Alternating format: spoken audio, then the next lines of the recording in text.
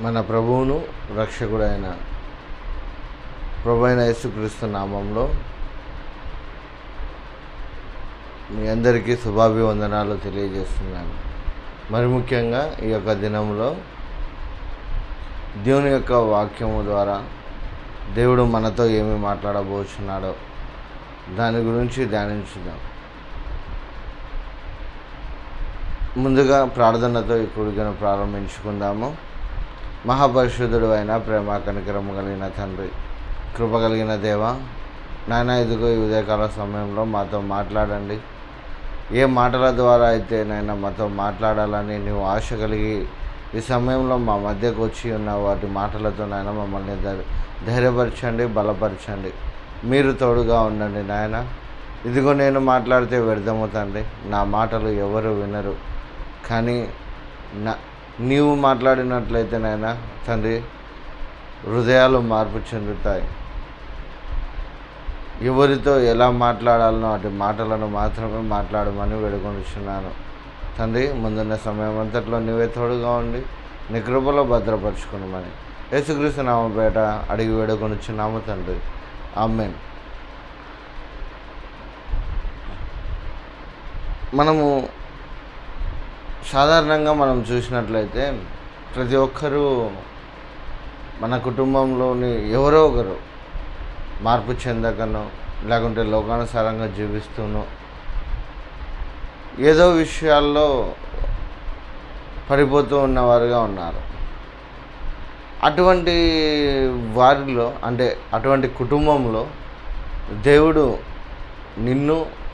నన్ను ఏర్పరచుకొని ఆయన ఉచితమైన రక్షణను మనకు అనుగ్రహించి ఆయన యందు విశ్వాసం కలిగి జీవిస్తున్నటువంటి ఆ యొక్క జీవితం కొనసాగింపులో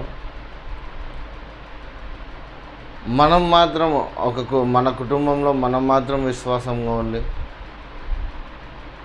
ఆ యొక్క కుటుంబంలో భర్త కావచ్చు, భార్య కావచ్చు, లేకుంటే పిల్లలు కావచ్చు, కుమారుడు కావచ్చు, కుమార్తె కావచ్చు, ఎవరైతే విశ్వాసంగా ఉంటున్నారో అటు వారి కొరకు దేవుడు ఉదయకాల సమయంలో ఏమని తెలియజేస్తున్నాడంటే,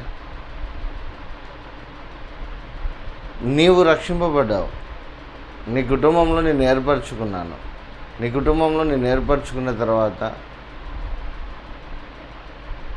నీ కుటుంబంలో ఎవరైతే రక్షింపబడాడో, ఎవరైతే దేవునిని ఎరగరో, ఒకవేళ దేవుని తెలిసి కూడా దేవుని సన్నిధికి రాక ఎవరైతే నిరాకరిస్తున్నారో అటు వారి కొరకు మనం ఎలా విజ్ఞాపన చేస్తున్నాం, అటు వారి కొరకు మనం ఏ విధంగా ప్రార్థన చేస్తున్నాం, అటు వారిని ఏ విధంగా దేవుని సన్నిధికి తీసుకుని వస్తున్నాము అనేది చాలా ప్రాముఖ్యమైనది. ఎందుకంటే వారి కొరకే నిన్ను ఏర్పరచుకున్నాడు, వారి కొరకే నీకు ఉచితమైన రక్షణను అనుగ్రహించాడు.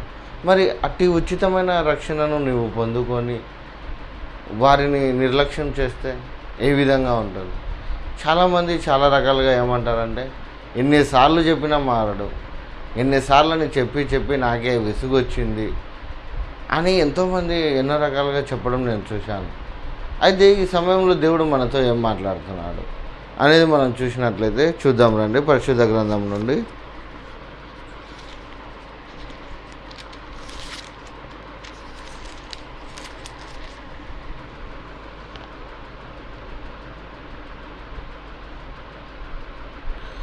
రెండో పేతురు రాసిన పత్రిక 2వ అధ్యాయము 5వ వచనం మనం చూసినట్లయితే, మరియు ఆయన పూర్వకాలం ముందున్న లోకమును విడిచిపెట్టక భక్తిహీనుల సమూహం మీదికి జలప్రలయంను రప్పించినప్పుడు నీతిని ప్రకటించిన నోవాహును మరియు 7 కాపాడాను. ఇక్కడ మనం చూసినట్లయితే చూడండి, భక్తిహీనులు తమకిష్టం వచ్చినట్టు జీవిస్తున్నారు. దేవుడు చెప్పాడు, ఈ సమస్తాన్ని నేను సృష్టించాను, ఆ సమస్తాన్ని సృష్టించినందుకు నేను సంతాపపడుతున్నానని సమస్తాన్ని సృష్టించినప్పుడు ఆ యొక్క సమస్తంలో దేవుడు చూసినప్పుడు ఒకే ఒక్కడు నీతిగా ఉన్నాడు. ఆ యొక్క నోవాహు నీతిని చూసి నోవాహును ఆ యొక్క దేవుని పట్ల ఉన్నాడు కాబట్టి రక్షించుకున్నాడు. మరి నోవాహును ఒక్కడనే రక్షించుకున్నాడా? నోవాహు ఒక్కడే నీతిమంతుడా? వారి కుటుంబం కాదా అని మనం చూసినట్లయితే మనం ఆదికాండంలో ఒక మాట చూస్తాము. ఒకసారి ఆదికాండంలోకి వెళ్ళి మళ్ళీ వద్దాము. ఆదికాండము 6వ అధ్యాయము 9వ వచనం మనం చూసినట్లయితే, నోవాహు వంశావళి ఇదే. నోవాహు నీతిపరుడును తన తరము వారిలో నిందారహితుడై ఉండెను. నోవాహు దేవునితో కూడా నడిచినవాడు. ఇక్కడ చూసినట్లయితే నోవాహు వంశావళి, నోవాహు ఒక్కడు నీతిపరుడు, తన తరంలో నిందారహితంగా జీవించినవాడు. దేవుని పట్ల నిందారహితంగా జీవించి దేవునితో నడిచి దేవుని నుండి వచ్చిన ఉగ్రత నుంచి తప్పించుకొనబడటానికి ముందుగానే హెచ్చరింపబడినవాడు. అంటే ఇక్కడ మనం ఏం చూస్తున్నామంటే, దేవుడు నోవాహును చూసినప్పుడు నోవాహుకు తన కుటుంబాన్ని మార్చుకోవడానికి సమయం ఇచ్చాడు. అంటే ఓడను నిర్మించుకోవడానికి సమయం ఇచ్చాడు. ఓడను ఎలా నిర్మించుకోవాలి, ఓడను ఎలా సిద్ధపరచుకోవాలి, తన రక్షణకు కలిగినటువంటి ఓడను ఎలా సిద్ధపరచుకోవాలి అని ఓడను నిర్మించుకునే విధానంలో తన కుటుంబాన్ని కూడా నోవాహు మార్చుకున్నట్టు మనం చూస్తాం. ఎప్పుడైతే నోవాహు ఓడను నిర్మిస్తూ అలాగే దేవుని వాక్యాన్ని ప్రకటిస్తుండేవాడు. అది కూడా చూద్దాం రండి. హెబ్రీయులకు రాసిన పత్రిక మొదటి పేతురు 3వ అధ్యాయము 19-20 వచనాలు చూసినట్లయితే, దేవుని దీర్ఘశాంతము ఇంకా కనిపెట్టుచున్నప్పుడు పూర్వము నోవాహు దినులలో ఓడ సిద్ధపరచబడుచుండగా అవిధేయులైన వారి యొద్దకు అనగా చెరలో ఉన్న ఆత్మల యొద్దకు ఆయన ఆత్మరూపిగానే వెళ్ళి వారికి ప్రకటించాను. ఆ ఓడలో కొందరు అనగా 8 మంది నీటి ద్వారా రక్షణ పొందిరి. ఇక్కడ మనం చూసినట్లయితే చూడండి, దేవుడు దీర్ఘశాంతము అంటే నోవాహుకు చెప్పినప్పుడు నేను ఈ సమస్తాన్ని నాశనం చేయబోతున్నాను, నీ కొరకు ఓడను సిద్ధపరచుకో అని చెప్పడమే కాకుండా ఓడను నిర్మించుకునేంత వరకు దీర్ఘశాంతముతో ఉన్నాడు. దీర్ఘశాంతంతో ఉండి నోవాహు ద్వారా ఆత్మరూపిగా దేవుడు వెళ్ళి జనులకు ప్రకటించినట్టుగా చెరలో ఉన్నటువంటి బంధకంలో ఉన్నటువంటి ప్రజలకు దేవుడు ఆత్మస్వరూపిగా వెళ్ళి రక్షణ మార్గాన్ని ప్రకటించినట్టుగా మనం చూస్తున్నాం. అలాగే ఈ దినాల్లో ఎంతోమంది దేవుణ్ణి ఎరిగి కూడా దేవుణ్ణి తెలుసుకొని కూడా తప్పిపోయిన వారుగా ఉంటున్నారు. సపోజ్ ఇప్పుడు మన కుటుంబంలో చూడండి, మన కుటుంబంలో భార్య మందిరానికి వస్తే భర్త మందిరానికి రాడు, భర్త ప్రార్థన చేసుకుంటే భార్య ప్రార్థన చేసుకోదు, పిల్లలు చేసుకోరు, ఇలా కుటుంబ ప్రార్థన కలిగి ఉన్నారు. ఎందుకనంటే వారు ఎరిగి కూడా దేవుని యొక్క శ్రేష్టమైన ఉచితమైన రక్షణను నిర్లక్ష్యం చేస్తున్నారు. కాబట్టి అయితే వారి కొరకు మనం ఎలా ప్రార్థన చేస్తున్నాం అనేది చాలా ప్రాముఖ్యం. ఎందుకంటే నోవాహు ఒక్కడు నీతిపరుడుగా ఉన్నాడు. ఆ ఒక్కడు నీతిపరుడుగా ఉండి తన కుటుంబాన్ని రక్షించుకున్నాడు. తన కుటుంబాన్ని ఓడ నిర్మించే సమయంలోపు తన కుటుంబాన్ని మార్చుకున్నాడు. తన కుటుంబాన్ని మార్చుకున్నాడు కాబట్టే దేవునితో సమస్తము నాశనం అవుతున్న సమయంలో, జలప్రలయం వస్తున్న సమయంలో తన కుటుంబాన్ని కాపాడుకున్నట్టుగా మనం చూస్తాం. అదేవిధంగా మనం కూడా చాలామంది ఏం చేస్తుంటారంటే, నా భర్త మారడు, లేకుంటే తాగుడుకు బానిస అయినాడు, త్రాగుడులోనే ఉంటున్నాడు, ఎన్ని చెప్పినా మారట్లేదు, మార్పు చెందట్లేదు అని అంటున్నాము. కానీ మనం వారి కొరకు ఎలా ప్రార్థన చేస్తున్నాం, ఎలా మనం వారిని దేవుని సన్నిధిలో అప్పగిస్తున్నాం. పౌలు అంటాడు, ఒక ఆత్మను రక్షించుకున్నటకు నాకు ప్రసవ వేదన కలుగుతుంది అని పౌలు అన్నాడు. మరి మనము ఏ విధంగా దేవుని సన్నిధిలో ఆ మార్పు లేని వ్యక్తి కొరకు, ఆ మారు మనస్సు పొందని వ్యక్తి కొరకు ఎలా విజ్ఞాపన చేస్తున్నాం? ఎందుకనగా మనము ఏదైతే అడుగుతామో సాధారణంగా ఒకటి చూడండి, ఒక ఇనుమును కొలిమిలో వేసినప్పుడు కొలిమిలో అది కాల్చబడి కొట్టబడి ఎన్నో విధాలుగా కొడితేనే కలిస్తేనే అది ఒక రూపం దాల్చుకుంటుంది. అలాగే ఒక వ్యక్తి మార్పు మనసు పొందడానికి పౌలు అంటున్నాడు, నేను ప్రసవ వేదన కలుగుతున్నానని. అంటే ప్రసవ వేదన అంటే ఒక స్త్రీ గర్భము దాల్చి 9 నెలలు మోసిన తర్వాత ఆ 9 నెలల మోసిన కాలము మరియు అలాగే ఆ యొక్క పురిటి నొప్పులతో ఆ ప్రసవ వేదనతో బిడ్డకు ఏ విధంగా అయితే జన్మనిస్తుందో అదేవిధంగా నేను ఒక ఆత్మను రక్షించుకోవాలి అని అంటే నాకు ప్రసవ వేదన కలుగుతుందని పౌలు అంటున్నాడు.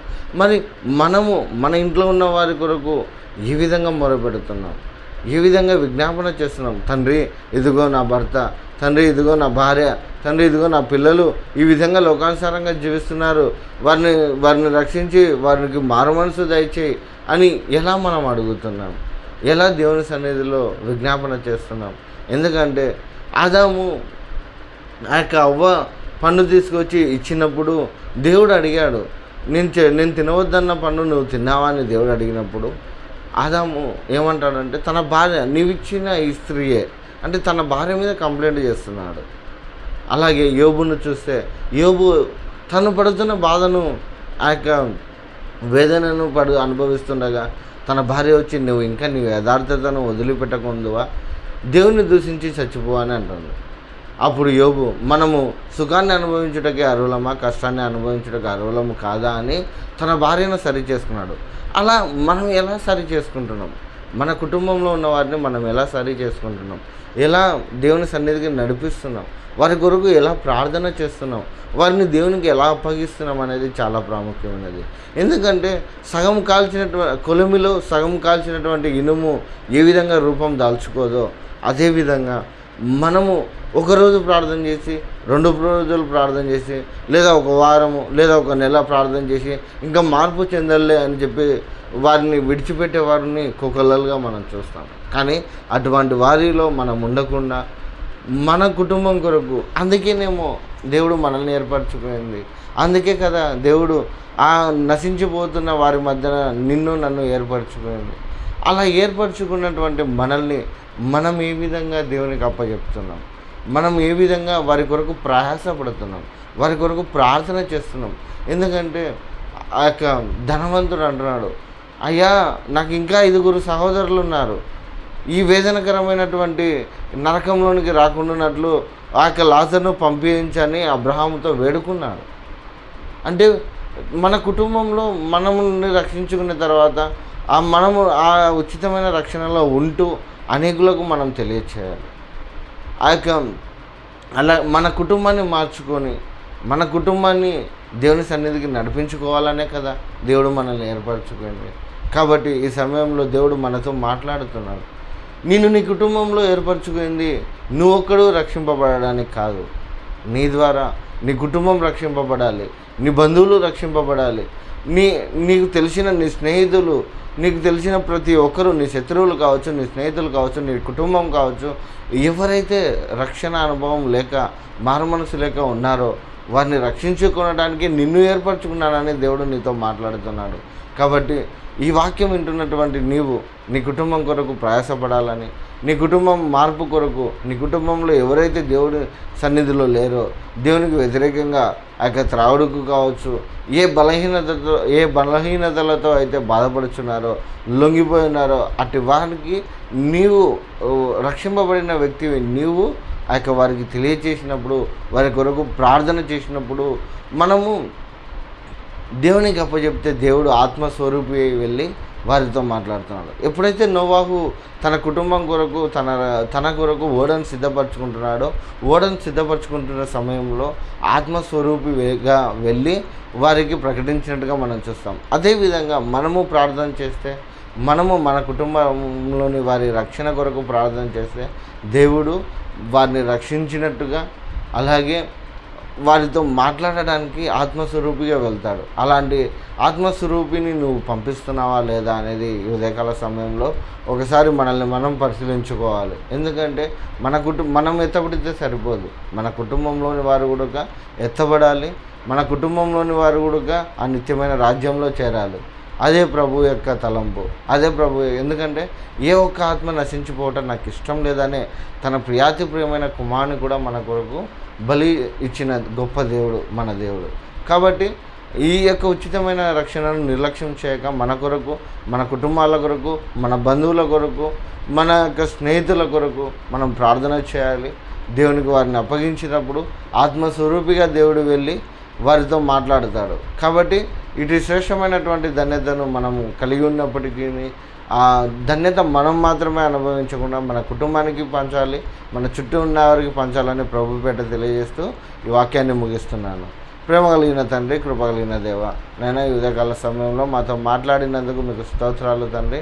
అవును ప్రభా తండ్రి, నీవు మమ్మల్ని ఏర్పరచుకున్నావు తండ్రి. ఏర్పరచుకున్న నీవు తండ్రి, మా కుటుంబంలో ఎవరైతే రక్షింపబడలేదో, మా కుటుంబం ఎవరైతే మారుమనసు పొందలేదో అటు వారి కొరకునైనా విజ్ఞాపన చేస్తున్నాను తండ్రి. ఇదిగో సహాయం చేయండి తండ్రి, నీవు వెళ్ళి మాట్లాడండి. అవును ప్రభా, మేము చెప్పినామంటే వారు వినరు, ఎందుకంటే వారితోటి మానవులం మేము. కానీ తండ్రి, నీ సన్నిధిలో మొరపెడితే నీవు వెళ్ళి తండ్రి వారి హృదయాలతో వారితో నువ్వు మాట్లాడుతావు. కాబట్టి అటు మాట్లాడే దేవుడమైనటువంటి నీకు మొరపెడుతున్నాను.